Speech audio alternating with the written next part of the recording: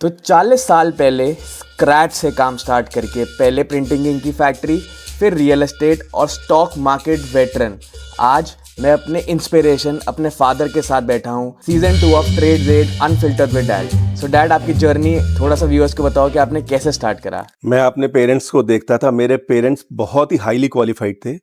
मेरे mother school principal से दिल्ली से गुड़गांव डेली कम्यूट करते थे। मेरे फादर उनको डेली दौला कुआं छोड़ने जाते थे सुबह 5 बजे, और मैं देखता था इतनी मेहनत करने के बाद भी कुछ ऐसा था नहीं। और मेरा उन दिनों में सर्कल, कुछ फ्रेंड्स ऐसे थे जो बिजनेस करते थे। मेरे को उनको देख के लगता था ये कितनी लेविश लाइफ जीते हैं। तो बस उस दिन से मैंने ये सोच लिया कि मुझे करना है तो बिजनेस करना है, चाहे जितनी भी हर्डल्स हैं, जो भी आए। तो पापा जी तो चाहते थे कि आप सीए करो, तो हाँ, आपने क्या किया? और मैंने सीए ज्वाइन भी की। 6 महीने की आर्टिकलशिप मैंने ज्वाइन भी की। उसके बाद मैं देख लिया कि मेरे ध्यान बिजनेस में ही है, तो मेरे को बस बिजनेस ही करना है, जिद थी। तो आपने प्रिंटिंग में कैसे स्टार्ट करा? मेरे एक कज़न थे, उनकी इंडिया में 2nd या 3rd यूनिट था। पार्टीशन के बाद उन्होंने स्टार्ट किया था, तो मैं उनको देखता था और उन्होंने कुछ ही दिनों में काफ़ी इसमें ग्रोथ हुई। तो मेरे को उनसे इंस्पिरेशन मिली, और मेरे पास कोई लाइन थी भी नहीं, कोई अपॉर्चुनिटी थी नहीं। तो मैंने फिर सोचा कि यही स्टार्ट करना है। तो मतलब जो अपॉर्चुनिटी मिली आपने ग्रैब करी और फिर उस पे आपने काम करना स्टार्ट करा। तो फर्स्ट एंड लास्ट अपॉर्चुनिटी थी ये मेरे लिए, अगर मैं करता या नहीं करता। मतलब कुछ बनता है, डू और डाई वाली सिचुएशन थी। आपने फैक्ट्री स्टार्ट कैसे करी? मैंने फाइनेंशियली थोड़ा, मेरे पास इतना सपोर्ट नहीं थी, तो मैंने ये सोचा कि मैं कुछ नई जगह लूंगा तो उसमें किराया भी देना पड़ेगा, मशीनरी भी लेनी पड़ेगी। तो मैंने ये सोचा कि जिनका ऑलरेडी यूनिट चल रहा है तो उन्हीं से मैं कोऑर्डिनेट करके अपनी इंक बनवा लूं। तो एक अपॉर्चुनिटी मिली मुझे आनंद पर्वत में। तो वो अपना यूनिट रात को 9 बजे तक अपना चलाते थे, फिर नाइट शिफ्ट के लिए वो मेरे को मशीन दे देते थे रेंट पे। तो मैं 12 बजे तक वहाँ अपना फॉर्मुलेशन दे के और वो इंक मेरे लिए बनाते थे। टैगोर गार्डन रहते थे, तो 12 बजे हम वहाँ से चल के, कभी कन्वेंस मिलती थी कभी नहीं मिलती थी, पैदल भी आना पड़ता था आनंद पर्वत से, जबकि 1.5 से 2 घंटे लग जाते थे हमें रात के टाइम। कोई ये कहानियां याद है? तो फिर पहली प्रिंटिंग इंक का क्या हुआ जो आपने खुद की फैक्ट्री खोली? मैंने खुद की जो फैक्ट्री खोली वो एक गांव में खोली। वो लैंडलॉर्ड ने बिजली का बिल नहीं दिया और वहां से लाइट कट गई, तो फिर मेरी वो फैक्ट्री बंद होने को आ गई। तो मेरे को दूसरी जगह शिफ्ट करना पड़ा। दूसरी जगह शिफ्ट किया, वो भी गांव में ही थी, पास ही। वहां वार्निश में आग लग गई, तो आस पड़ोस ने वहां से भी मेरे को शिफ्ट कराया। अल्टीमेटली फिर मैं मायापुरी में शिफ्ट हुआ, मायापुरी में लेके गया अपना यूनिट। वहां से भगवान ने मुझे बहुत तरक्की दी। तो ये इंटरेस्टिंग बात ये है कि जब मेरे नाना जी पापा को देखने आए शादी के लिए, तो पापा अपनी फैक्ट्री में लेके नहीं गए, अपने साथ वालों की फैक्ट्री में लेके गए। तो पापा ये कहानी बताओ थोड़ी। ये ऐसा हुआ, मेरे पास ऑफिस तो था नहीं।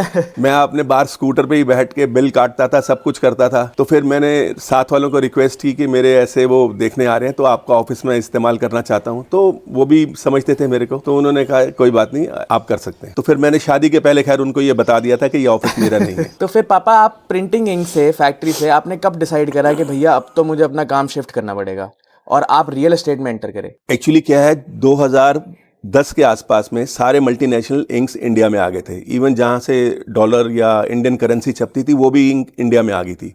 तो सारी डिमांड एमएनसी की थी। हमारी जो डिमांड रह गई थी वो वही लोग लेते थे जिन्होंने हमें पैसा नहीं देते थे। अच्छा प्रिंटर हमसे नहीं लेते थे क्योंकि वो एमएनसी का ही इस्तेमाल करते थे, क्योंकि बिल्कुल रेट हमारे बराबर ही थे उनके। जो पैसे नहीं देते थे वही हमसे इंक लेते थे, तो अल्टीमेटली हमें बंद करना पड़ा। फिर डिसाइड किया कि रियल एस्टेट करते हैं। तो रियल एस्टेट में आपने एंट्री कैसे करी? आपको कैसे रियलाइज हुआ कि हाँ ये मैं कर सकता हूँ? मैंने फिर मॉल में दुकान ली, और मेरा सर्कल इतना वास्ट था इंडस्ट्रियल एरिया में। सारे जो इंडस्ट्री वाले थे वो बड़े क्लोज थे। तो मेरे को ऐसा लगा कि रियल एस्टेट की इन्वेस्टमेंट मैं खुद भी कर रहा हूँ। तो उन सब ने मुझे बोला, यार हमारे पास तो टाइम नहीं है, तू ही हमारे बिहाफ पे कर। तो फिर मैंने ये रियल एस्टेट का काम शुरू किया, और सब मेरे जितने भी थे उन्होंने काफी इन्वेस्टमेंट की मेरे थ्रू। सो लास्ट में प्रिंटिंग की फैक्ट्री हमारा एम्प्लॉय संभालता था। पापा ने जाना ही बंद कर दिया था बिकॉज टाइमली ही रियलाइज्ड कि वहाँ पे प्रॉफिट मार्जिन खत्म हो चुके हैं, and he shifted his entire business. हम छोटे थे, आई वॉज नॉट इवन 18, और रातों रात पापा ने वो बिजनेस शिफ्ट करा और वो रियल एस्टेट करने लग गए, विच वॉज इनक्रेडिबली इंप्रेसिव। आज की जनरेशन पापा ये कैसे कर सकती है? आपको लगता है आज की जनरेशन कर सकती है? मैं ये कर सकता हूँ? आज की जनरेशन थोड़ा मेहनत कम करती है, उनको गर्मी भी लगती है, उनको सर्दी भी लगती है, एसी भी चाहिए, चाहे कॉफी भी उनको टाइमली चाहिए।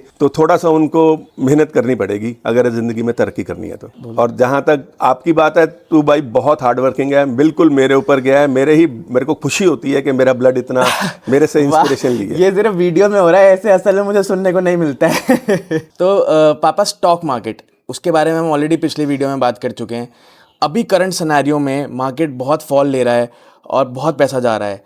फिर से वी आर सिटिंग इन अप्रैल 2025, अब आपको क्या लग रहा है क्या होगा? कुछ नहीं, अब तो मार्केट का जो डाउनफॉल था मेरे ख्याल से अब रुक गया है और अब तो ऊपर चलनी चाहिए मार्केट। तो आपके टाइम पे भी ये फ्राइडे नाइट पार्टी का, सैटरडे नाइट पार्टी का सीन था? देखिए हमारे टाइम में कन्वेंस तो होती नहीं थी, तो इतनी दूर तो लेट नाइट तो हम रहते नहीं थे। ठीक है, पार्टी तो उन दिनों में फ्राइडे सैटरडे हम भी लोग करते थे। मुझे याद है कि आपको मल्टीपल क्लब जाना पसंद था, कभी पंजाबा क्लब, कभी वेरियस क्लब। तो एक कहानी थी जहां पापा जी ने क्लब जाके आपकी मेंबरशिप कैंसिल करा दी, वो कहानी सुनाओ। मुझे ना क्लब्स जाने का बहुत शौक था, तो मैं ऑलरेडी कुछ क्लब्स का मेंबर था। तो एक क्लब की मैंने मेंबरशिप ली, तो मेरे जो साथ वाले थे उनको तो मेंबरशिप अलॉट होगी, उनका नंबर अलॉट हो गया। और मैंने जब इंक्वायर किया तो मेरे को पता लगा कि मेरा तो चेक ही स्टॉप हो गया। तो बाद में घर में बात चली तो बताया कि फादर ने मेरे वो चेक स्टॉप कर दिया था। उनको ये घबराहट होगी कि इतने क्लब्स की मेंबरशिप ले रहे हैं कि बिगड़ ही ना जाए। फिर भी हम रात को 9 बजे तक वापस आते थे। जब तुम आज की डेट में 11 बजे जाते हो, हम लोग 9 बजे घर आके वापस आ जाते 9 बजे। तो पापा, आपने हार्ड टाइम्स देखे, आपने देखा कि काम करना आसान नहीं है। तो मुझे पता है कि एक गाना था तो आप फायर किया करता था। तो व्यूअर्स को बताओगे कैसे आप अपने आप को पुश करते थे, गलत टाइम में भी, हार्ड टाइम्स में भी, कैसे हार्ड वर्क करके, क्या इंस्पिरेशन लेते थे आप? एक ये गाना जब भी मुझे बहुत परेशानी होती थी मैं हमेशा याद रखता था, रुक जाना नहीं तू कहीं हार के, कांटों पे चल के मिलेंगे साहे तुझे बाहर के, ओ राही। ये गाना मुझे बहुत इंस्पिरेशन देता था, पुश देता था मुझे काम करने के लिए और कुछ अचीव करना है। ये